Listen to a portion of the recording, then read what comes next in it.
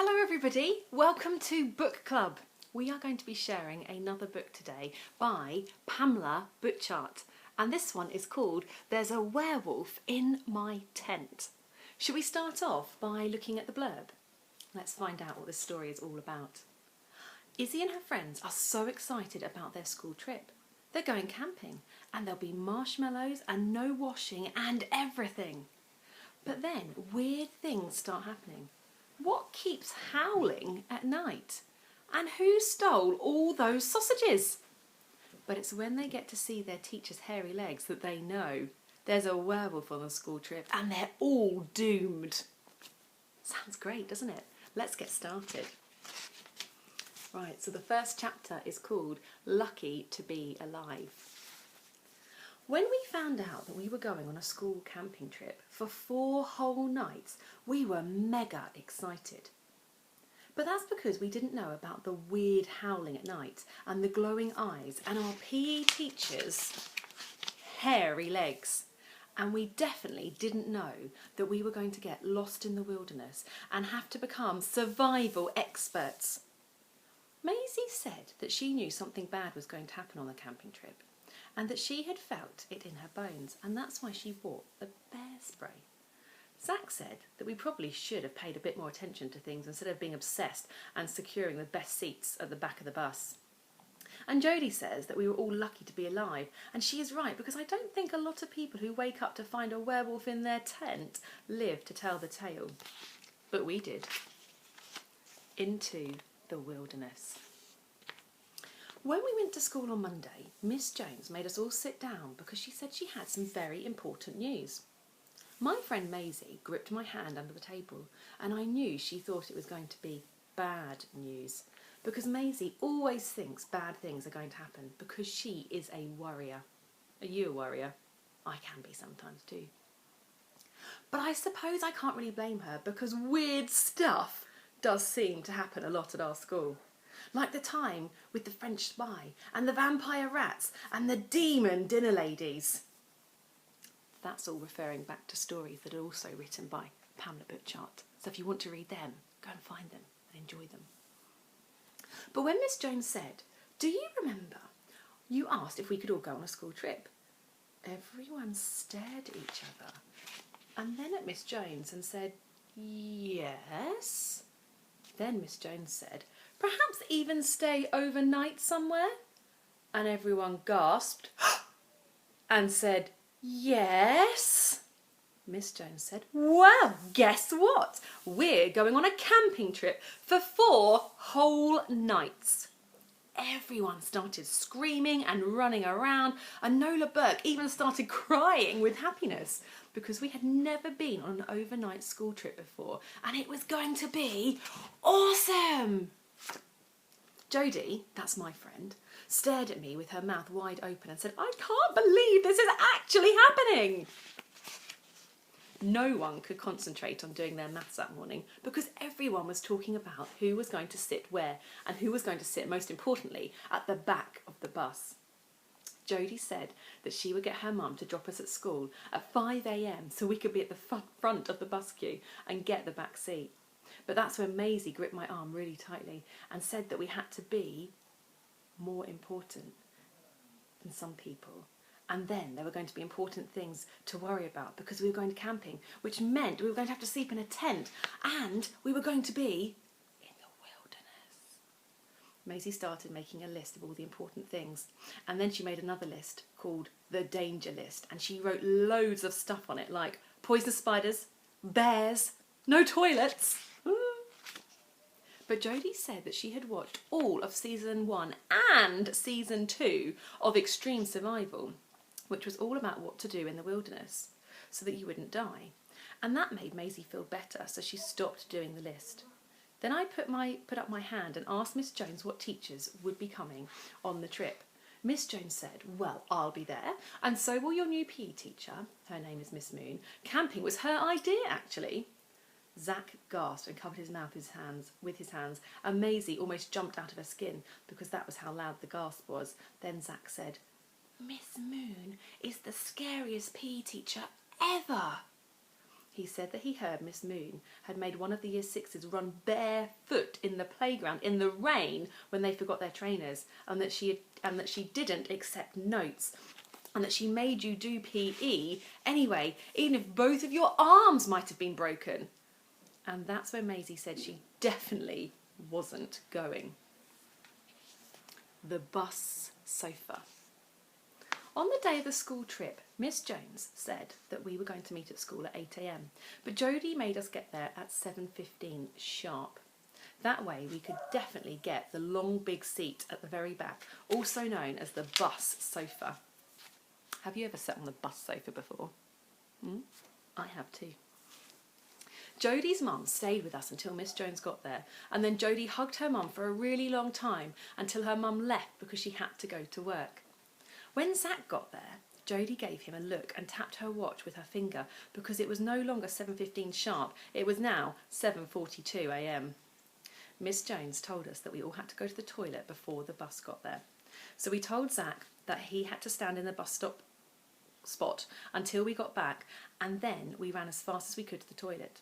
And Jodie wouldn't even let me wash my hands after because she shouted, "It's here! I can hear it!" And then she squirted antibacterial hand gel on my hands and pulled me out of the door. When we got back outside, loads of people were there with all their tent stuff and sleeping bags, and Gary Petrie had brought his Star Wars duvet and was running around waving it at everybody. Mr. Hudspeth would like that, wouldn't he? That's when Jodie said, "I'm going to kill him!" I thought she meant Gary Petrie, but then I noticed that Zach wasn't standing at the bus stop spot anymore. Jodie ran down the steps and waved at the driver to open the bus doors, but the driver just kept on reading his newspaper. The doors made a really weird noise when they eventually opened, and a really tall woman with a very long nose stepped out and said, "Hello there, I'm Miss Moon, and I'm very happy to meet you."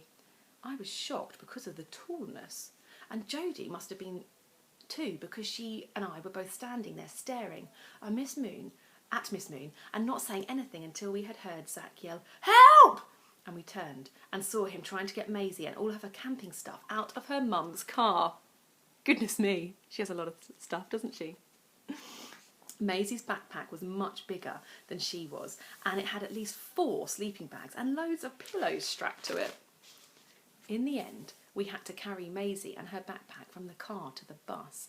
But when we tried to stand up straight, she kept toppling backwards, so we had to stay with her and to lay her down on the pavement. Jodie said that maybe we should take some of the sleeping bags off, but then Miss Moon appeared and whipped Daisy up and took her backpack off and threw it in the luggage bit of the bus with one hand, saying, "There you go." We all stared at Miss Moon, and Maisie gulped a bit. Miss Moon looked even taller than before. We all just stood there and watched Miss Moon as she started grabbing everyone's bags and throwing them into the luggage bit. That's when Zach said, "She's strong." And we nodded because she was probably the strongest and tallest lady we had ever seen. When it was time for us to go, Maisie's mum wouldn't stop hugging Maisie and calling her "my little angel wings." So we had to peel her arms off and promise that we would take very good care of Maisie and make sure that she used all her sleeping bags and wore all of her socks. When we eventually got on the bus, Jodie ran to the back as fast as she could and spread her coat and her hoodie over the back seats and then shouted down to us that she had secured the area. As soon as Gary Petrie eventually let Miss Jones put his Star Wars duvet in the luggage bit and got on the bus, we were off. Me and Zach opened the little curtains at the back of the bus and waved goodbye to all the mums and dads. And that's when I noticed that both my mum and Zach's mum were holding on to Maisie's mum. But then Maisie's mum broke free and started running after the bus, so I quickly shut the bus curtains before Maisie could see. We all listened as Miss Moon started telling us the bus rules. She went on and on about litter for ages, so we started taking all of our bus snacks out of our bags and showing each other what we had.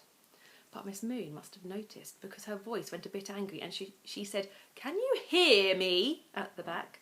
So we all shouted, "Yes!"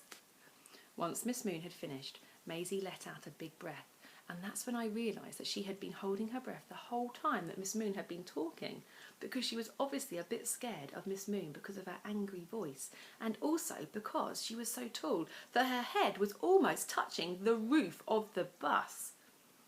When everyone got out their bus snacks, Zach said that he thought we should share.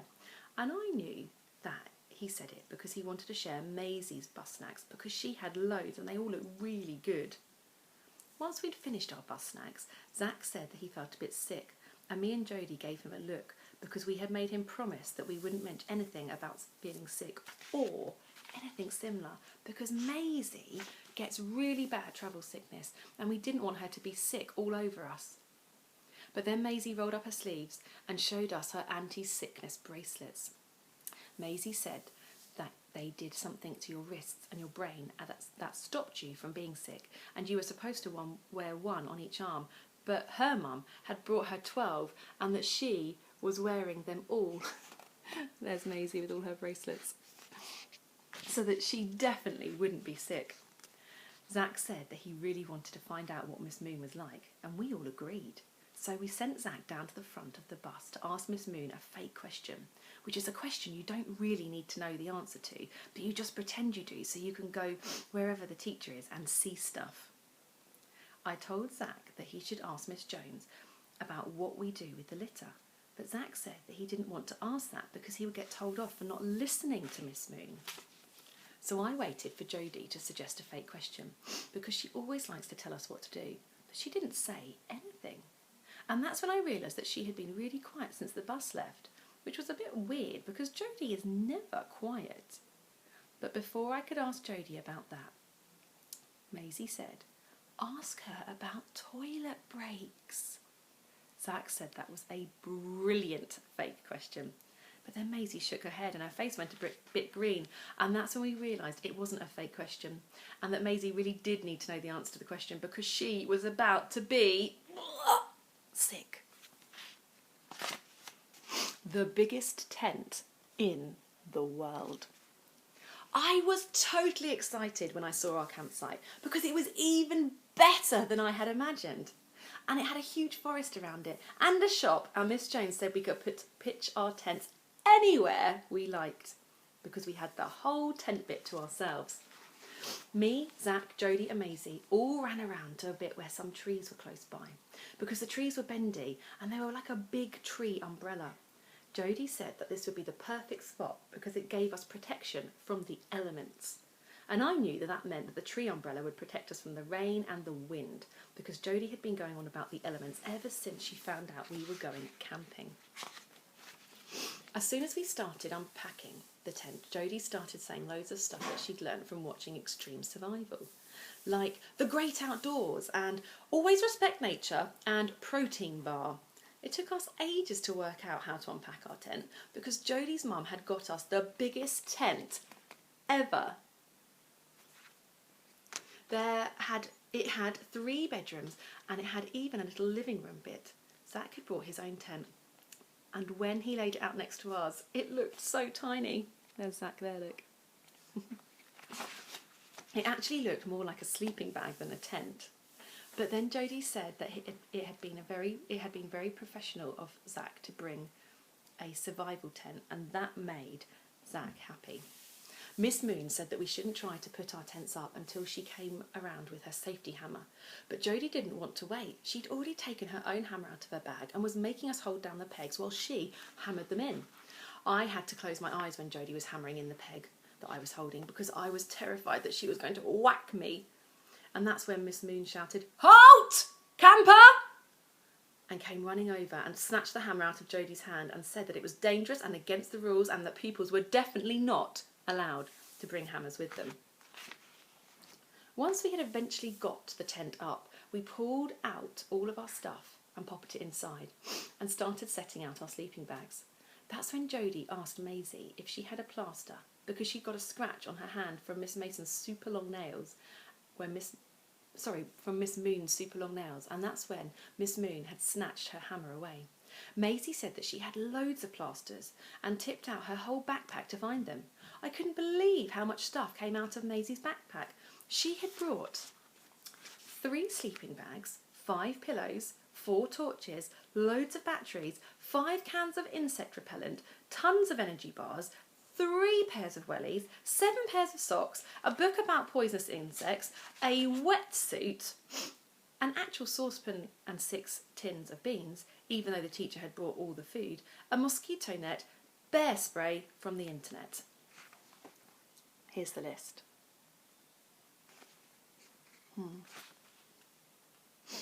I'm going to stop there for a moment, and I'm going to ask you, as our first activity for book club,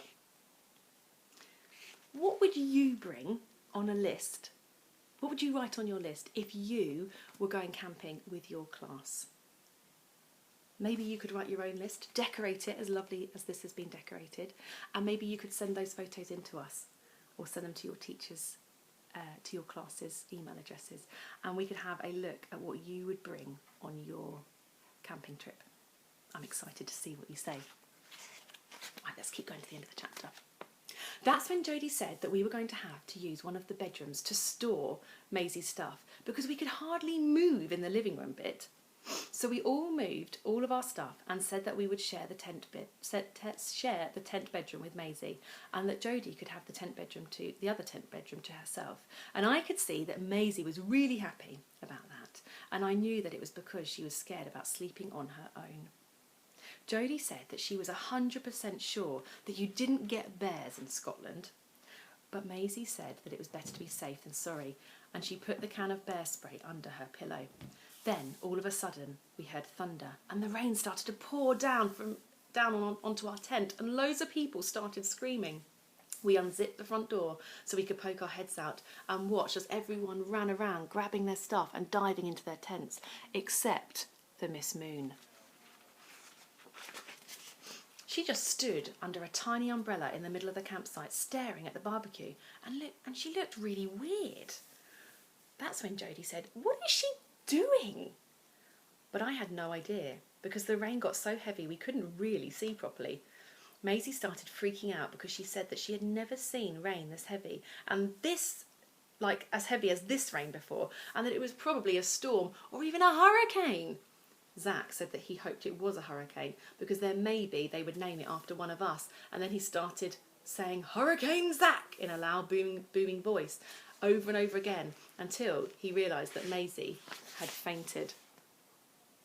Oh dear, poor Maisie. Right, our next chapter is going to be Hurricane Zach, but we're going to leave it there for now.